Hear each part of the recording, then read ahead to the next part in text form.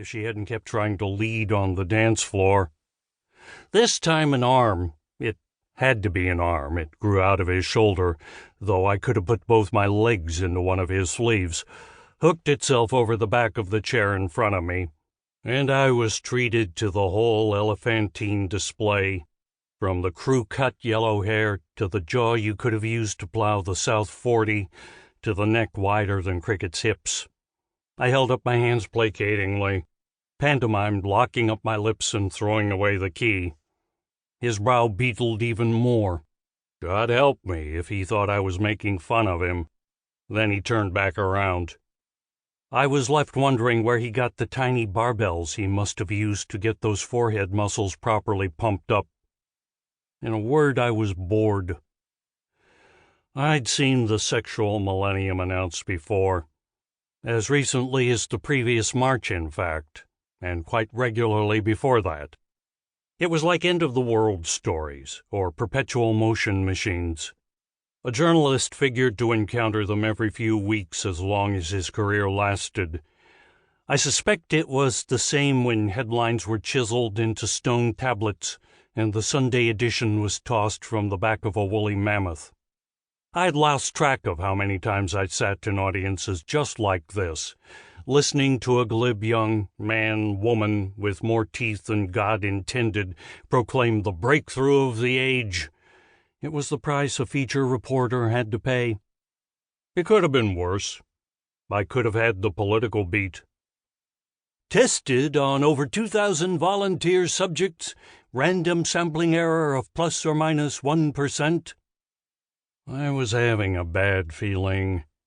That the story would not be 1/100th as revolutionary as the guy was promising was a given. The only question was, would there be enough substance to hack out a story I could sell to Walter? Registered a 63% increase in orgasmic sensation, a 2-to-1 rise in the satisfaction index, and a complete lack of post-coital depression. As my old Uncle J. Walter Thompson used to say, makes your wash 50% whiter, cleans your teeth, and leaves your breath alone. I reached down to the floor and recovered the fax pad each of us had been given as we came through the door. I called up the survey questions and scanned through them quickly. My bullshit detector started beeping so loudly I was afraid Mr. Dynamic Tension would turn around again. The questions were garbage.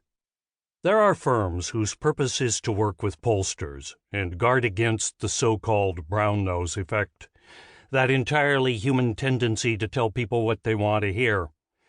Ask folks if they like your new soda pop and they'll tend to say yes, then spit it out when your back is turned. Unabridged had not hired one of these firms.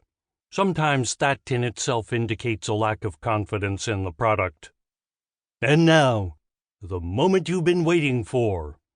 There was a flourish of trumpets. The lights dimmed. Spotlights swirled over the blue velvet drapes behind the podium, which began to crawl toward the wings, with the salesman aboard. United Bioengineers presents... Drum roll, Cricket whispered. A fraction of a second early, I hit her with my elbow. The future of sex... Ultra Tingle. There was polite applause, and the curtains parted to reveal a nude couple standing, embracing, beneath a violet spot. Both were hairless. They turned to face us, heads high, shoulders back.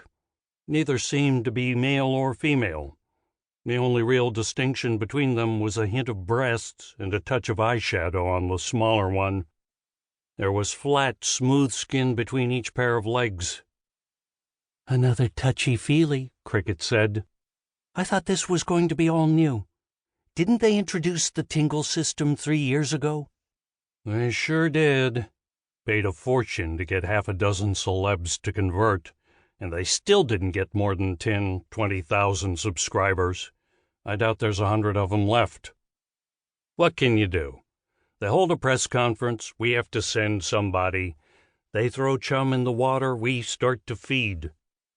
5 minutes into the Ultra Tingle presentations, that's how they insisted it be spelled, with caps.